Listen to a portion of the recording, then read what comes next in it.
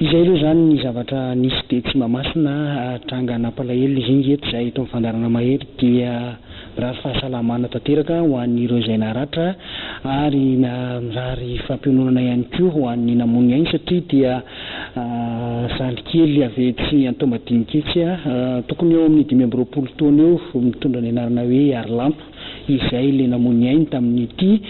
androanyity vokatra reny zavatra nisy tetsy amin'ny kiandrabean'ny Mahamasina izay inona ny azo ambara zakinao manoloana n'ireny zavatra rehetrarehetra nisy reny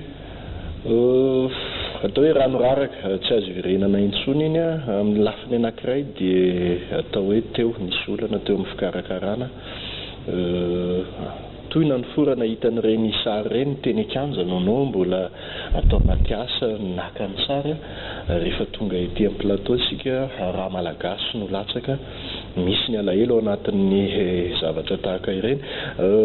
olana ho iaho fa niresantsika amin'ny rahalahy teo fa nanomboka tamin'ny 5 maraina dia efa tomefolona teny amin'ny kianja Mahamasina somary tara ny famoahana ny tapakila indrindra ny tany amin'ny gradin nefa ny sarababem-bahoaka dia any amin'ny gradin avokoa no mijery baolina rehefa amin'ny fotoana tahaka izao efa ny betsaka ny olona nanana ny tapakila tao anatin'ny kianja nefa efa nisy ny orakoraka maro ny efa te hiditra tsy vita intsony ilay hoe lahara tokana rehefa avy mividy tapakila dia miditra avy hatrany nisy ny fanosehana tsy nisy ny fandefitra tara ihany koa ny ny fandraisana fanapahan-kevitra tao anatin'le izy ihany koa zakinao somary ohatry ny nanaitra kely ihany satria raha ireo fiara-pamonjy vona efa tany tamin'ny 12 ora sasany tany izay vao tonga teny amin'ny kiandrabean'ny Mahamasina zany hoe efa tsy niomana tamin'izay ve zany zareo anivon'ny fédération malagasy ny baolina kitra satria efa fantatra fa isy maratra eo ihany koa ny tsy fisian'ny atao hoe croix rouge reny le mpamonjy vona haingana ireny satria efa fantatra fa efa nisy ny atao hoe sakoroka nisy ny fisavoritahana eo amin'ny mpijery anefa ny ohatran'ny somary tsy dia hita taratra loatra zany ny fihetsiketsehany avy eo anivon'ny fédération malagasy ny baolina kitra ny amaolana fa ny anitana ny zavatra tsapako tena dia ny mpitandro ny filaminana indray ara no nanjarina ilay fanapahan-kevitra mivantana hoe avy aloha hiditra ny olona fazatakiana be intsony dia vao ny vavahady mba hialana amin'ny korotana ary ny zavatra nisy dia reny hitantsika ireny satria ny ohatran'ny tokony ho izy ny zakany kianjaben'ny Mahamasina ny mpijery tonga taon'ny kianjaben'ny Mahamasina tamin'ity androany ny ohatran'ny tokony ho izy satria nisy nanatrika ny tena nisy ny adievitra teo anivon'ny mpitantana ny fédération sy ny mpitandro ny filaminana amin'ny vahaolana amahanan'izay hoe olana nisy tao ivelany tao zay voatery tsy maintsy mivahana ho an'ny rehetra ny vavahady roa lehibe ho an'ny fidirana eo amin'ny gradin teo amin'izay fidiran'izay nonao dia saika nisy ihany koa mbola hoe loza ny tranga satria tsy nay nandeha moramora intsony ireo tavela tany ivelany no ny fahitana ny amaron'ny olona tao atoerana anisan'ny naratra voalohany hitantsika tao anatin'iny fanadihadiny iny ilay zaza atao hoe manodididina 12 na 13 taona taorian'ny fahavakisan'ny varavarana taty amin'ny ilany atsimo zazakely manodidina ny 13 taona na 14 taona ny raha tsika nahita ireo atao hoe sécurité civile no nitondra azy tonga hatrany ivelan'ny kianjan'ny Mahamasina mihitsy mitady ny mpamonjy vona sy mpitsabo tsy nahitana fiaran'olon-tsotra moa no nitondrana ny zazalahy iny namonjy ny hôpitaly tao anatin'izay ratranazo azy zay hitantsika tao anatin'ny fanadihadiana teo ihany koa fa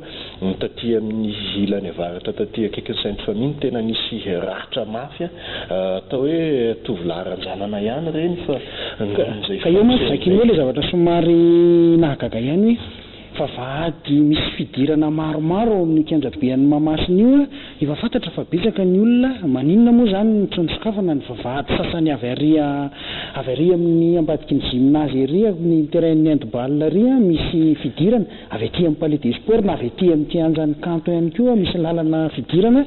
somary ataoko hoe teo amin'ny tsy fahafehezana ilay fikarakarana ny fampidiran'olona satria tsy nampozina ve hoe olona marobe ohatr'ireny tonga teo Mahamasina kanefa na izany na izany efa hita ny fahamaroan'ilay olona tokony na ny ray fepetra faran'izay aingana zany ny mpikarakara hoe inona ny tokony atao ialana amin'ny zavatra satria ny hafarany zavatra io dia efa tsy maintsy trapan'ny rehetra fa tsy maintsy hisy faharatrana amin'ireo mpijerana satria tao anatin'ny kianja be Mahamasina fotsiny rehefa tena nandeha ny lalao za tao anaty kianja rehefa tena nandeha ny lalao dia ery arinan'ny buery zany le maka sary mijery an'ilay olona eo amin'ny gradin fa tena sarotra dia sarotra tery dia tery zany ilay olona mipetraka any amin'ny gradin ka raha sanatria zany misy ny fifanosehana na misy ihany koa no mety hoe olona sendra menjerana sendra misy zavatra tsy maintsy ilan'ilay olona mivoaka aingana dia sarotra misy zany hoe efa niotra ny tokony ho izy misy ny teny amin'ny gradin ka mety hoe zavatra miteraka zavatra hafa ihany koa zay ny hitako nanao tranga mbola tsy nisy teo amin'ny tantaran'ny hoe fanatanjahantena teto amintsika nahitana olona mipetraka eo amin'ilay goudron fanaovan'ny miaramila matso rehefa 4 ny volana jiona zany hoe mifanakaiky tanteraka mifanelanelana 2 metatra na 2 metatra farany fabetsany amin'ny kianja ilay grillage mamifin'ny kianja Mahamasina ana manokana aloha dia somary nalahelo misy lafiny roa ny azo andraisana anazy hoe tian'ilay baolina tokoa ny ve ny malagasy atao hoe nisy ny fahadisoana ho an'ny mpikarakara tian'ilay baolina tokoa ve ny malagasy taiza isika ireny atao hoe tsipiany izay teny izay hoe taiza isika ireny rehefa mandeha ny fifaninanana nasionaly sa hoe hijerany Sadio Mané sy Keita Baldé ve no nahatongavan'ny olona marobe ka na voafitaka amin'ny mpikarakara hoe tsy ho tonga ohatran'ireny ny hamaron'ny olona misy ny fifaninanana nasionaly raha tsy laza hoe fifandonana goavana eo amina ekipa roa raha tsy teny hoe fosa sy knapsa na Elgico sy knapsa na ohatr'izay tsy tonga ireny olona ireny mety amin'ny lafiny iray koa te-hanoana ny ekipa pirenena ho any amin'izany kanina izany tokony nandraisana fepetra mialoha Tsikaritra tamin'ny fahatongavana maraina Norbert fa tsy ampy ny mpitandron'ny filaminana tonga teny toerana ka nahatonga n'ireny atao hoe sakoroka ireny ahafahana nametraka ny fefy sy andinganan'ny olona ty aloha manakaiky ny fivarotana izay any zakin'olona teneniko hoe ao anatin'ny fahaiza mikarakara ihany zany rehetra izany satria rehefa fantatra le izy fa mety oatra dia efa tokony ho angakaingana ihany le fandraisana fanapahan-kevitra hoe ampiana ny mpitandron'ny filaminana tsy maintsy resahako kely ihany satria niteraka fimenomenomana ihany koa an'ireo ny vidin'ny tapakila 10,000 ariary teo amin'ny tribune centrale satria le olona dia manana billet ara-dalàna mividy 10,000 nefa tsy nanana seza tsony izy fa lasa nibosesika teo amin'ny tribune centrale avokoa le olona zany hoe ataoko hoe ohatrany somary betsaka ny lesona tokony ho raisina angambany satria mbola andray lalao iraisam-pirenena andray any Guinée tsika andray any Soudan tsika mbola betsaka ny lesona azo mindraisina zany tao arinan'iny zavatra nisy iny araka ny fantatra dia zareo anivon'ny fédération malagasy ny baolina kitra aloha mbola tsy nitondra fanazavana treto zakino tsy nitondra fanazavana ny fédération saingy mampiantso kosa ny mpanao gazety ho an'ny androny rapitso hanao an'izay fanazavana izay hoe inona marina no lesoka taiza hoaiza no nahitana ny lesoka ka nahatonga izay ratra sy faty olona izay mety isy any koa ny hoe fitondran'ny fédération fanazavana amin'ny fanampiana sy ny hoentimanana ho an'ny reny naratra ireny satria ny raha malala ny fiainana amin'izao fotoana izao tsy nieritreeritra nisy hoe ratra tahaka ireny nasanina tsany moa zany amina zavatra ohatr'ireny tsy maintsy misy ihany ny fanadihadiana dia apetrakintsika amin'ny mpitandron'ny filaminana sy zareo anivon'ny fédération ny tondra vaovao mazava sy matotra ho antsika rehetra mahakasika an'iny zavatra nitranga androany iny fa dia izay niresadresaka ny fanaovana izakino teto tamin'ny mahakasika ny zavatra nisy tetsy amin'ny kianjan'ny Mahamasina ho toy izy antsika ny fandarana mbola ao anatin'ny baolina kitra ihany mbola niteraka resabe ihany koa ny resaka Dax mpilalao fosa zay lasan'ny mpizery fa nisy ny fiona tamin'ny mpanao gazety Zakino zay nitondrany zareo fanazavana mahakasika zay. Ia, anisan'ny mpilalao tao anatin'ny lisitra natson'ny mpanazatra Nicolas Dupuis tokoa ny Andriamirado Aroasina na Dax, mpilalaon'ny Fosa Junior FC teo aloha lasany amin'ny Kaizer Chiefs mbola manana olana amin'ny atao fifindrana moa ny rotota amin'izao fotoana izao manoloana ny resabe mandeha amin'ny tambajotran-tserasera isan-karazany sy amin'ny mpankafy baolina kitra malagasy ary dia mitondra fanazavana mahakasika ny raharahany Dax. Ny tompon'andraikitra eo anivon'ny Fosa Junior FC ny alakamisy tolakandro teo teny Andraro teny. Isan'ny mpilalao natson'ny mpanazatra Nicolas Dupuis andrafitra ny Barret Madagasikara amin'ny fionana amin'ny Senegal Aroasina Andriamirado na Dax.